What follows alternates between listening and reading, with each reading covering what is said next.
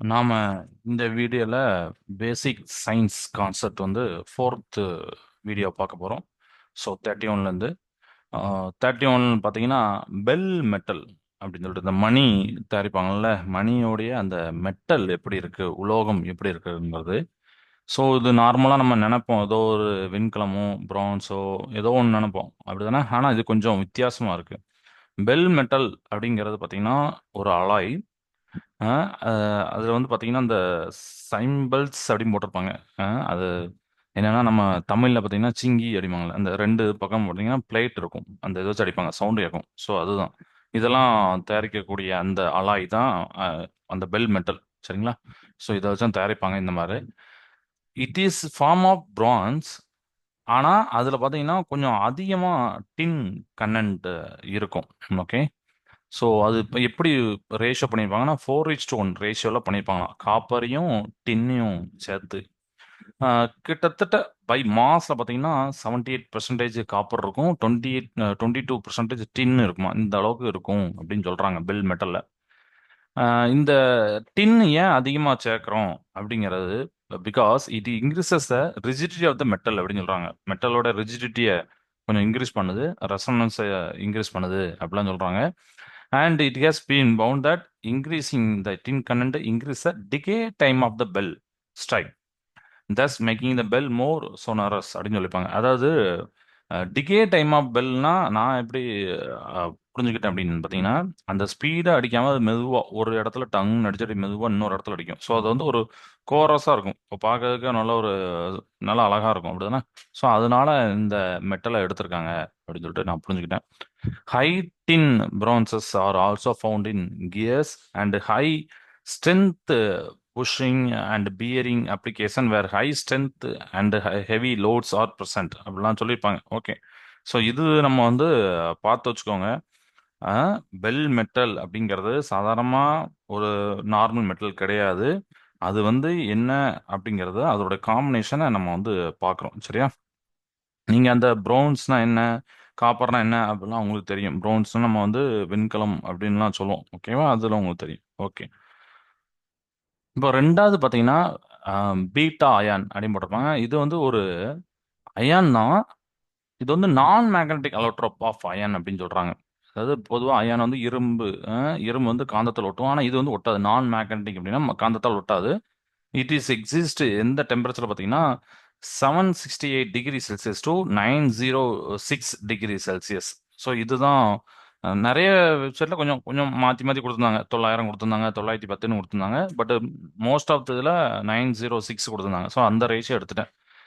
76 to 768 டிகிரியிலேருந்து 906 ° C வரைக்கும் உண்டான அந்த டெம்பரேச்சரில் இருக்கக்கூடிய பீட்டா அயன். ஓகே. அப்புறம் பீட்டாட்ரான் அப்படின்னு சொல்லிட்டு இது வந்து என்னன்னா ஒரு பார்ட்டிகல் ஆசிலேட்டர். நம்ம சைக்ளோட்ரான் கேள்விப்பட்டிருப்போம், அதே மாதிரி தான் இது ஒரு பார்ட்டிகல் ஆசிலேட்டர். பீட்டா பார்ட்டிகல்ஸை ஆசிலேட் பண்ணுறதுக்கு யூஸ்வலி எலக்ட்ரான்ஸ் அப்படின்னு சொல்கிறாங்க.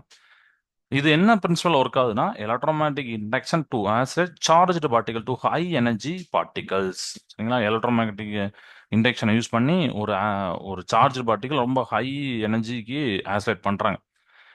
இந்த பீட்டாட்ரான்ல ஆசிலேட் பண்ணக்கூடிய எலக்ட்ரானுடைய மேக்சிமம் கைனடிக் எனர்ஜி பார்த்தீங்கன்னா 300 மெகா எலக்ட்ரான் வோல்ட் அப்படின்னு போட்டிருக்கேன். சரிங்களா? 300 mega electron volt. Okay.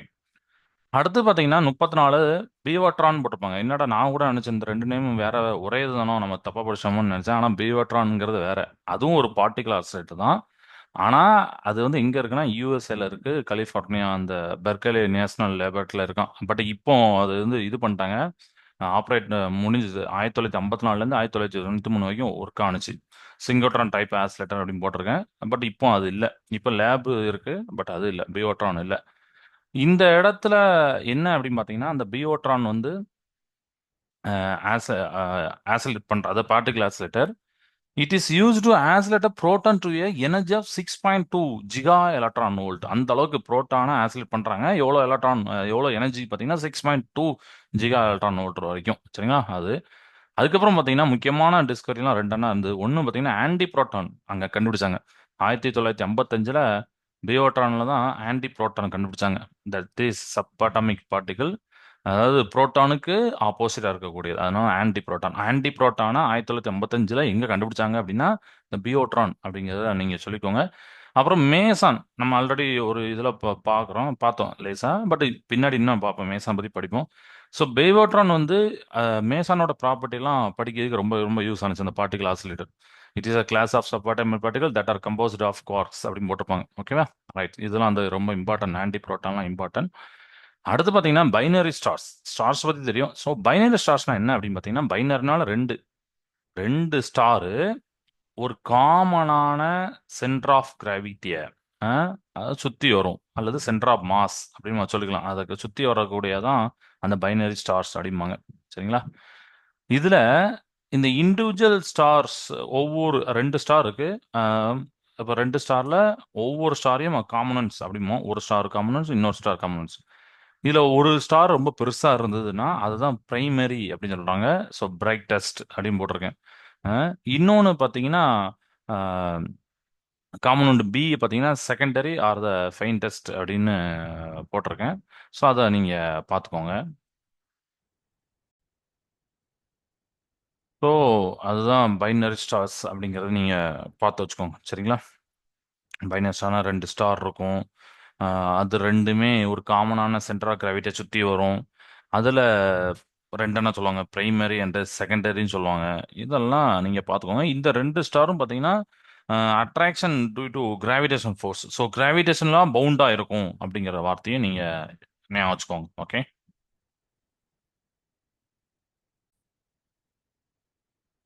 So அடுத்து பார்த்தீங்கன்னா பயோ எனர்ஜெட்டிக்ஸ் அப்படின்னு போட்டிருக்காங்க. இது வந்து பயோ கெமிஸ்ட்ரியோட பிரான்ச்சு. எதை ஃபோக்கஸ் பண்ணுதுன்னா, எப்படி இந்த எனர்ஜி டிரான்ஸ்ஃபர் ஆகுது, ப்ரொடியூஸ் ஆகுது, ஸ்டோர் ஆகுது, கன்சூமிங் அடெனோசைன் ட்ரைபாஸ்பேட் அப்படின்னு போட்டிருக்கேன். தட் இஸ் ஏடிபி அப்படிங்கிறது. அதை தான் ஃபோக்கஸ் பண்ணக்கூடிய ஒரு பயோ எனர்ஜெட்டிக்ஸ். ஸோ பயோ அப்படின்னா உயிர் சம்மந்தப்பட்டது, அப்படிதான் லிவிங் ஆர்கானிசம். அது எனர்ஜெட்டிக்னா அந்த ஆற்றல், அதை ஃபோக்கஸ் பண்ணுறக்கூடியது அப்படின்னு நீங்கள் நினச்சிக்கோங்க. ஸோ பயோ எனர்ஜெட்டிக் ப்ராசஸ் பார்த்தீங்கன்னா ஒரு 4 வகையாக இருக்கு. ஃபோட்டோசிந்தசிஸ், அதில் பார்த்தீங்கன்னா லைட் எனர்ஜி வந்து கெமிக்கல் எனர்ஜியாக மாறும். தட் இஸ் குளுக்கோஸாக மாறும். நம்ம தாவரத்தை பற்றி பேசிட்டு இருக்கோம். ஃபோட்டோசிந்தசிஸ் பார்த்தீங்கன்னா லைட் எனர்ஜி தேவைப்படும், கெமிக்கல் எனர்ஜியாக மாறும். செல்லுலர் ரெஸ்பிரேஷன், சுவாசம், அதில் பார்த்தீங்கன்னா கெமிக்கல் எனர்ஜி வந்து குளுக்கோஸ் வந்து ஏடிபியாக கன்வெர்ட் ஆகும். ஃபெர்மெண்டேஷன் அப்படிங்கிறதுல பார்த்தீங்கன்னா கெமிக்கல் எனர்ஜி குளுக்கோஸ் வந்து ஏடிபி, தட் இஸ் anaerobic போட்டிருப்பாங்க. அண்ட் இதெல்லாம் ப்ராசஸஸ். ஆக்சிடேட்டிவ் பாஸ்பரைலேஷன் அப்படின்னு ஒன்று போட்டிருந்தேன். That is electron transport chain, that is ATP protection. So இதெல்லாம் பயோ எனர்ஜெட்டிக் ப்ராசஸ் அப்படிங்கிறத நீங்கள் ஞாபகம் வச்சுக்கோங்க. சரிங்களா? ரைட். ஸோ 37 பார்த்தீங்கன்னா பைப்ரிசம். பைப்ரிசம் அப்படிங்கிறது ரொம்ப சிம்பிளானது தான். எப்படின்னா ஒரு ப்ரிசம், பட்டு இதில் ரெண்டு பேஸ் இருக்கு. அதாவது எப்படி சொல்லலாம் அப்படின்னு பார்த்தீங்கன்னா, அதோட ஆங்கிள் தான் ரொம்ப முக்கியம். நீங்கள் அப்டியூஸ்ட் ஆங்கிள், அப்புறம் அப்டியூஸ்ட் ஆங்கிள், அப்புறம் அக்யூட் ஆங்கிள் ரெண்டெண்ணா பார்த்துருப்பீங்க. குறுங்கோணம் விரிகோணம் அப்படின்னு தமிழில் இருக்கும். விரிகோணம் பார்த்தீங்கன்னா 180க்கு குறைவா 90க்கு மேலே அடுத்தானே greater than 90 degree, less than 180 degree தான் அப்டியூஸ்ட் ஆங்கிள். அக்யூட் ஆங்கிள் பார்த்தீங்கன்னா லெஸ் தென் 90 டிகிரி அப்படின்னு படிச்சிருவோம். தட் இஸ் 30 35 அதெல்லாம் அக்யூட் ஆங்கிள். ஸோ இதில் வந்து ட்ரையாங்கிள் பார்த்தீங்கன்னா ஒரு சைடு வந்து 179 டிகிரி இருக்கும், மற்ற ரெண்டு சைடு பார்த்தீங்கன்னா 30 டிகிரி இருக்கும்.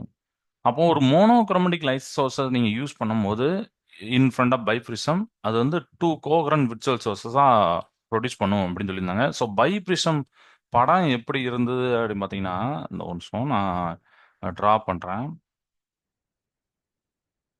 கொஞ்சம்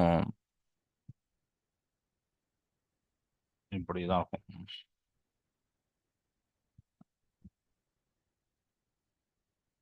சரியா? இப்படி இருக்கும். ஸோ இதில் வந்து என்ன பண்ணலாம் அப்படின்னா, நான் சொன்னோன்னா இந்த ஆங்கிள் தான் பார்த்தீங்கன்னா 179. இது ரெண்டுமே 30 30 வரும். இது வந்து 30, ரெண்டுமே 30 தான். இந்த ஆங்கிள் வந்து 179. ஸோ இப்படி இருக்கிறது தான் பைப்ரிசம் சொல்கிறாங்க. ஸோ இந்த பைப்ரிசத்துக்கு முன்னாடி இந்த monochromatic single frequency, single wave length தான் மோனோக்ரோமேட்டிக்னு சொல்லுவோம். ஸோ அதை வைக்கும் போது டூ கோகரண்ட் விர்ச்சுவல் சோர்ஸஸாக அது ப்ரொடியூஸ் ஆகுது அப்படிங்கிறது தெரிஞ்சுக்கோங்க. அப்புறம் ஜோசப் பிளாக், இவரை பற்றி ஏன் சொல்லணும் அப்படின்னா, முக்கியமாக கார்பன் டை ஆக்சைடை கண்டுபிடிச்சார். ஜோசப் பிளாக் வந்து கார்பன் டை ஆக்சைடு கண்டுபிடிச்ச யாருன்னா ஜோசப் பிளாக்கு. அதுக்கப்புறம் பார்த்தீங்கன்னா, அது போக 2 கான்செப்ட் ரொம்ப இம்பார்ட்டன்ட் கான்செப்ட். நம்ம தெர்மோடைனமிக்ஸ் படிச்சிருப்போம். வெப்ப இயக்கவியல்ல. லேட்டன்ட் ஹீட்டையும், ஸ்பெசிஃபிக் ஹீட் கெப்பாசிட்டியும் கண்டுபிடிச்சதும், டிஸ்கவர் பண்ணதும் ஜோசப் பிளாக் தான். ஸோ, அதனால நான் பார்த்த இந்த 3மே நல்ல ஒரு இம்பார்ட்டன்ட் கான்செப்ட்டா இருக்கு அப்படின்னு சொல்லிட்டு, சரி அத கண்டுபிடிச்சதுனால அத எழுதிட்டேன். ஸோ, கார்பன் டை ஆக்சைட கண்டுபிடிச்சது, latent heat, specific heat capacity அந்த கான்செப்ட் இன்ட்ரோடியூஸ் பண்ணது எல்லாமே. ஓகே. அடுத்து பார்த்தீங்கன்னா 39 போலோமீட்டர். போலோமீட்டர் அப்படிங்கிறது ஒரு இன்ஸ்ட்ருமெண்ட். இந்த இன்ஸ்ட்ருமெண்ட் என்ன பண்ணும்னா, எலக்ட்ரோமேக்னெட்டிக் ரேடியேஷன் நம்ம ரேடியேஷன் சொல்றோம்ல, அதோடைய பவர் ஆர் ஹீட்ஸ் இதெல்லாம் மெஷர் பண்ணக்கூடிய, டிடெக்ட் பண்ணக்கூடிய ஒரு இன்ஸ்ட்ருமெண்ட். சரிங்களா? So electromagnetic radiation of microwave சொல்லலாம். அப்புறம் ஆர்எஃப் சொல்லியிருக்காங்க. சரியா? எனர்ஜி இதெல்லாம் வந்து ஒரு டெம்பரேச்சர் ரெசிஸ்டிவ் சென்சிட்டிவ் எலமெண்ட் இருக்கும். அதை வச்சு டிடெக்ட் பண்ணி மெஷர் பண்ணும். அதை தான் போலோமீட்டர் அப்படின்னு சொல்லுவாங்க. ஒரு instrument detect which is use to detect and measure the heat or power of electromagnetic radiation அப்படி. ஏன்னா ஹீட்டையும் பண்ணும், எலக்ட்ரோமேக்னெட்டிக் ரேடியேஷனுடைய பவரையும் பார்க்கும். காமனா நம்ம யூஸ் பண்ணக்கூடிய டெம்பரேச்சர் ரெசிஸ்டிவ் சென்சிட்டிவ் எலமெண்ட்லாம் பார்த்தீங்கன்னா 2 எண்ணா. ஒன்று வந்து தெர்மிஸ்டர், பேரட்டர் அப்படின்னு போட்டிருப்பாங்க. இதோடைய ரெசிஸ்டன்ஸ் வந்து டெம்பரேச்சர் பொறுத்து மாறும். அது கூடலாம் குறையலாம், பட் மாறும். சரிங்களா? டெம்பரேச்சர் பொறுத்து அதோட ரெசிஸ்டன்ஸ் மாறும். ஸோ அந்த டெம்பரேச்சர் ரெசிஸ்டிவ் சென்சிட்டிவ் எலமெண்ட் அப்படின்னு சொல்றாங்க. It can measure the low and medium power of microwave energy. இந்த போலோமீட்டர் பார்த்தீங்கன்னா low and medium power of microwave எனர்ஜியை மெஷர் பண்ணும் அப்படின்னு சொல்றாங்க. ஸோ தெர்மிஸ்டர் என்ன, பேரட்டர் என்ன அப்படின்னு சொல்லிட்டு அதையும் நான் கீழே போட்டிருக்கேன். தெர்மிஸ்டர்ங்கிறது இட் இஸ் டைப் ஆஃப் ஒரு ஒரு செமிகண்டக்டர் மெட்டீரியல் தான். ஆனா அதுல நெகட்டிவ் டெம்பரேச்சர் கோஎஃபிஷியன்ட் இருக்கும். நெகட்டிவ் டெம்பரேச்சர் கோஎஃபிஷியன்ட் அது நம்ம படிப்போம். பட் இதுல ஒரு லைன் நீங்க தெரிஞ்சு வச்சுக்கலாம். தட் இஸ் அதோட ரெசிஸ்டன்ஸ் பாத்தீங்கன்னா இன்வெர்ஸ்லி ப்ரொபோர்ஷனல் டு டெம்பரேச்சர். அப்போ டெம்பரேச்சர் கூட கூட கூட ரெசிஸ்டன்ஸ் குறையும் தெர்மிஸ்டர் அப்படின்னு ஞாபகம் வச்சுக்கோங்க. So resistance inversely proportional to the temperature in thermistor. ஆனா பேரட்டர் பாத்தீங்கன்னா இது ஒரு தின் மெட்டீரியல், ரொம்ப மெல்லிசா இருக்கக்கூடிய ஒரு மெட்டல் ஒயர் தான். இதுல பாசிட்டிவ் டெம்பரேச்சர் கோஎஃபிஷியன்ட் இருக்கும். ஸோ தெர்மிஸ்டருக்கு ஆப்போசிட்டா பேரட்டர் பாசிட்டிவ் டெம்பரேச்சர் கோஎஃபிஷியன்ட் இருக்கும். அப்போ இதுல என்னத்தோம், டெம்பரேச்சர் நீங்க கூட்ட கூட்ட ரெசிஸ்டன்ஸ் கூடும் அப்படிங்கறத நீங்க தெரிஞ்சு வச்சுக்கோங்க. Okay right. அடுத்து பாத்தீங்கன்னா 40 last bomb calorimeter. Bomb calorimeter, பாம்னு பேரை வச்சிருப்பாங்க. பட் இது வந்து கலோரிமீட்டர் அப்படிங்கறத நம்ம படிச்சிருப்போம். பொதுவாக அந்த ஹீட்டு எனர்ஜி எல்லாம் மெஷர் பண்ணக்கூடிய ஒரு டிவைஸ்னு சொல்லிட்டு. ஸோ அதே தான் இது. Bomb calorimeter is a type of calorimeter which is use to heat of combustion of a particular reaction. Combustion அப்படின்னா எரியுதல். ஒரு ஆக்சிஜன் முன்னிலையில எரியறது, லைட்டையும் ஹீட்டையும் தரக்கூடியதான். அப்படி அந்த ப்ராசஸ் தெரியும். அந்த ப்ராசஸ் சம்திங் ஒரு ப்ராசஸ்ல இருக்க வெளியில வரக்கூடிய ஹீட்டை மெஷர் பண்ணக்கூடிய டிவைஸ் டைப் ஆஃப் கலோரிமீட்டர் தான் பாம் கலோரிமீட்டர். சரிங்களா?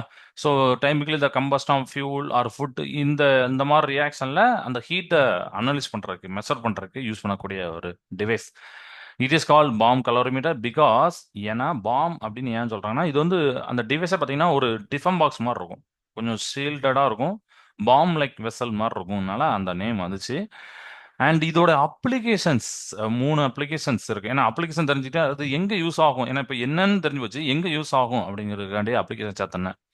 ஃபுட் இண்டஸ்ட்ரியில் யூஸ் ஆகும். தட் இஸ் இப்போ நம்ம ஃபுட்டுலாம் இருக்குது, அதோட எனர்ஜி கண்டென்ட்டை மெஷர் பண்ணுறதுக்கு இந்த பாம் கலோரிமீட்டர் யூஸ் பண்ணுறாங்க. நம்ம ஒரு ஃபுட்டை ஒரு பிஸ்கட் பாக்கெட்டோ எல்லாம் வாங்கினா அதில் எனர்ஜி கண்டென்ட் இருக்கும். ஸோ அதெல்லாம் மெஷர் பண்ணுறதுக்கு இதை யூஸ் பண்ணுறாங்க அந்த இடத்துலலாம் அப்படின்னு நான் நினைக்கிறேன்.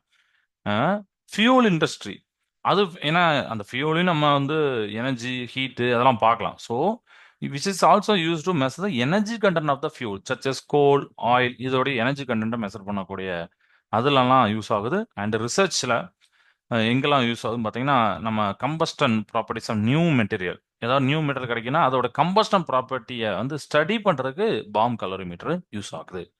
ஸோ இதெல்லாம் தான் இன்னைக்கு டாபிக். நெக்ஸ்ட் வீடியோவில் பார்க்கலாம்.